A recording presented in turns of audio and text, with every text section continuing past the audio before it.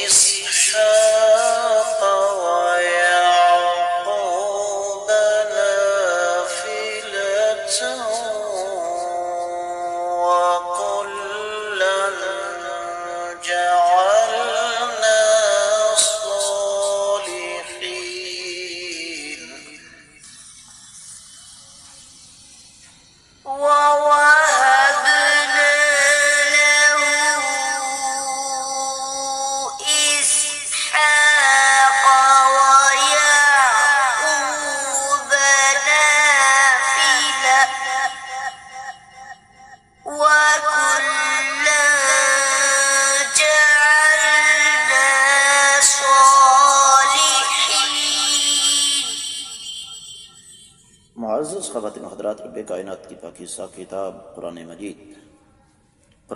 کا یہ پارہ ہے 17۔ سورہ مبارکہ کا نام الانبیاء، اور اس عظیم سورہ مبارکہ کی آیت ہے 72۔ اللہ ملک العلم رب الجلال والاکرام ارشاد فرماتے ہیں، اور ہم نے سیدنا ابراہیم علیہ السلام کو عطا فرمائے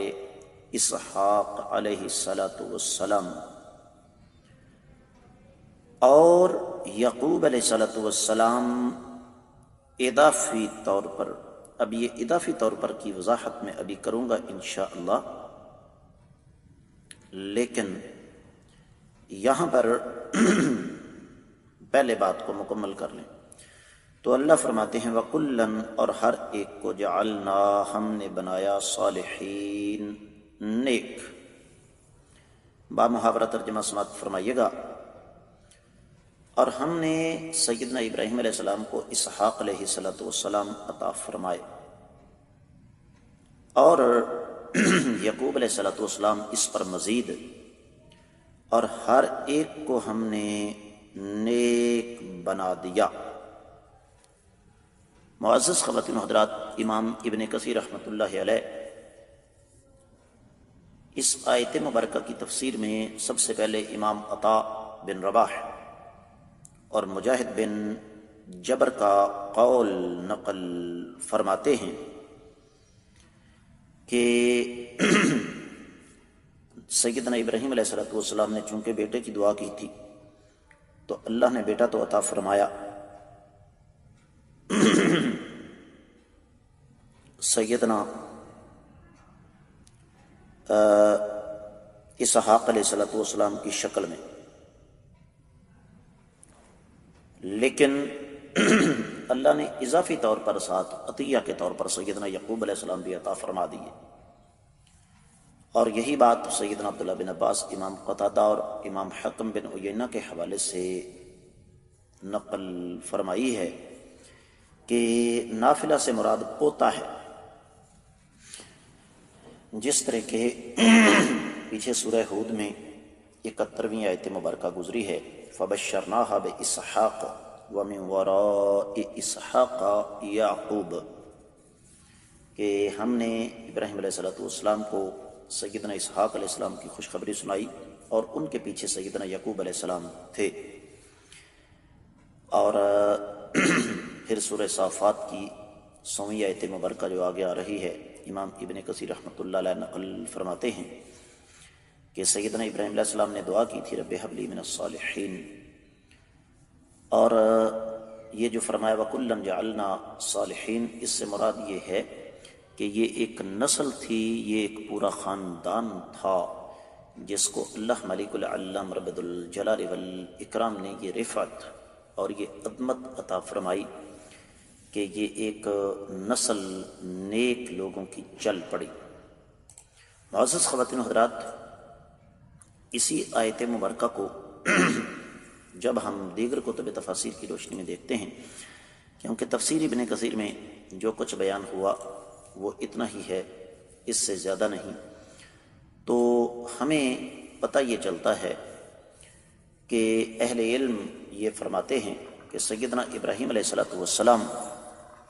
جب ارض مقدس پر اترے، ارض فلسطین یا ارض شام، یہ سارا ایک ہی علاقہ تھا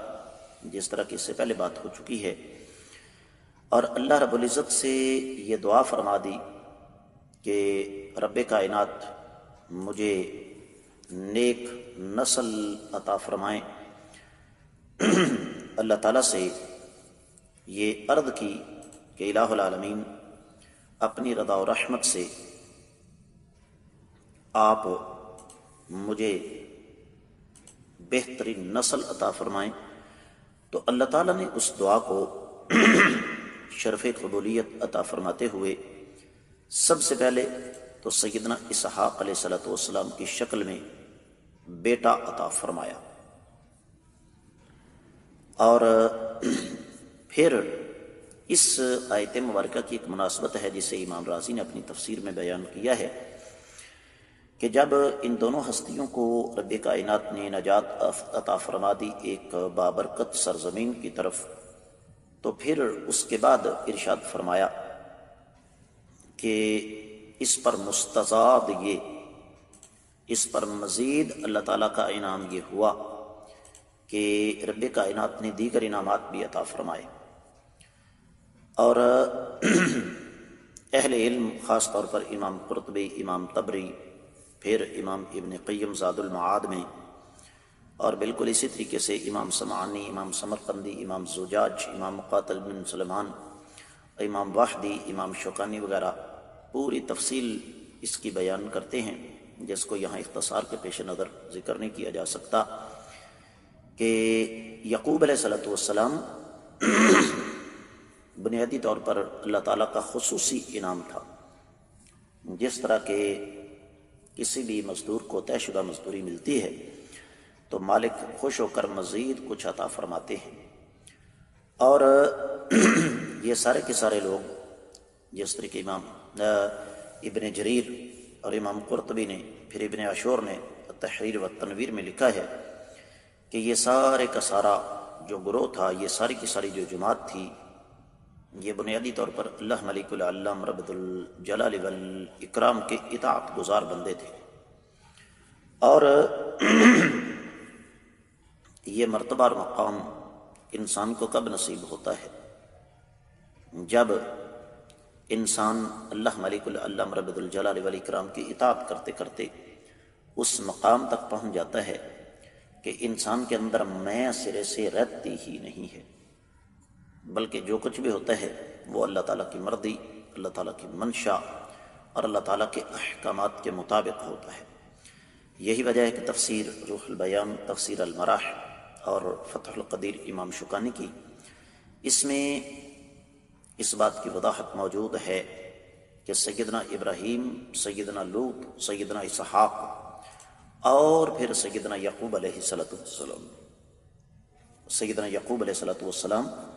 یہ تمام کی تمام ہستیاں نیکی کے اس مقام پر تھیں جن کا عام حالات میں تصور بھی نہیں کیا جا سکتا۔ معزز خواتین و حضرات، اس آیت مبارکہ سے ہمیں سبق یہ ملا کہ انسان جب اللہ تعالیٰ کی اطاعت کے راستے پر چلتا ہے تو رب کائنات پھر اس کے لیے اپنی رحمتوں کے دروازے جو ہیں وہ کھول دیتے ہیں۔ اس کے ساتھ ہی اس آیت مبارکہ کی مختصر تفسیر مکمل ہوتی ہے۔ آپ لوگوں سے گزارش ہے کہ چینل کو سبسکرائب کرتے ہوئے ان اسباق کو زیادہ سے زیادہ آگے نشر فرمائیں۔ کامنٹ سیکشن میں اپنے قیمتی خیالات کا اظہار ضرور فرمائیے گا، یہ آپ کی دین کے ساتھ محبت کی ایک علامت ہے۔ اس کے ساتھ ہی آج کے سبق سے اجازت دیجیے۔ السلام علیکم ورحمۃ اللہ وبرکاتہ۔